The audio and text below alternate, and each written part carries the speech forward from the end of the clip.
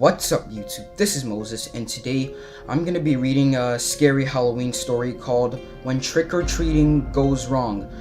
Before I start the video, I just want to say if you want to check out my last video, I'll put that in the link in the description down below. And if you want to check out my Instagram, that'll also be in the link in the description. So I wrote all this over here, so let's get to it.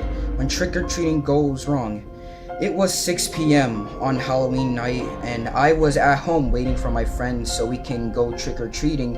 I had a Jason mask on because I am a fan of Jason, and I have my favorite horror game of all time, Friday the 13th.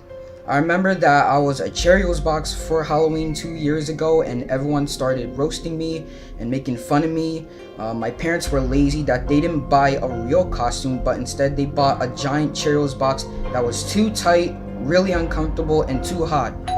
So at 6:15 the doorbell rang, and it was my two friends, Kyle and Jordan. Kyle was dressed up as Naruto and Jordan was dressed up as Genji from Overwatch.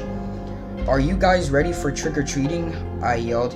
"Yeah, it's gonna be awesome. I can't wait to win the Who Has the Most Candy challenge," Kyle said.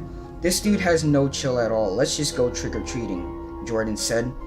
So we left the house for trick-or-treating. As we were walking, we saw this kid dressed up as a Donald Trump costume, and this other kid who's dressed up as Ash from Pokemon.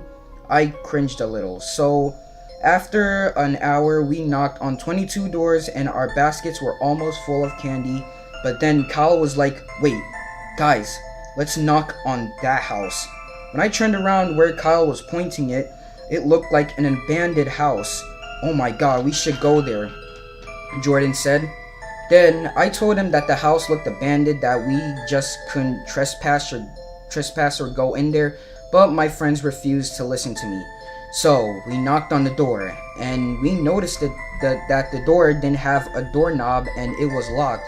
So Kyle was tired of me knocking on the door that he busted the door open, that some of the parts and pieces fell off the house.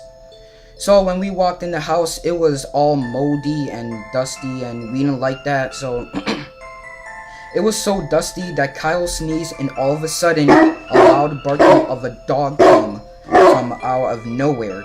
So all of us ran back so we can get out of here, and then steel bars just locked the door. I didn't know steel bars were hidden from the top of the house, and I knew this was a bad idea to come here. So while we were screaming for help outside, a group of 26 dogs started barking and chasing us. And when we ran as fast as we could, one dog snapped Kyle's leg with his mouth, and the other tore down half of Jordan's costume. Then 30 minutes later, the dogs turned back around and ran, and that's when a black figure appeared and said, "You're not perfect." Like the Courage the Cowardly Dog show. Then it disappeared, and the house started rumbling, and every single thing in the house were completely destroyed. But we made it out there alive but injured.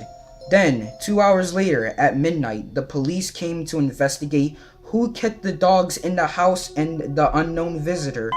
The ambulance and my parents came to check if I was okay, but Kyle and Jordan took them to the ambulance and weren't feeling okay.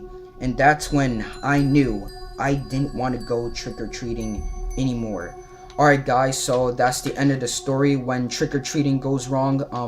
Leave a like if you did enjoy the video, subscribe to my channel if you're new. If you want to check out my Instagram, that'll be in the link in the description down below. And if you want to check out my last video, it'll be in the link in the description also. And anyway, I will see you guys later. Peace out.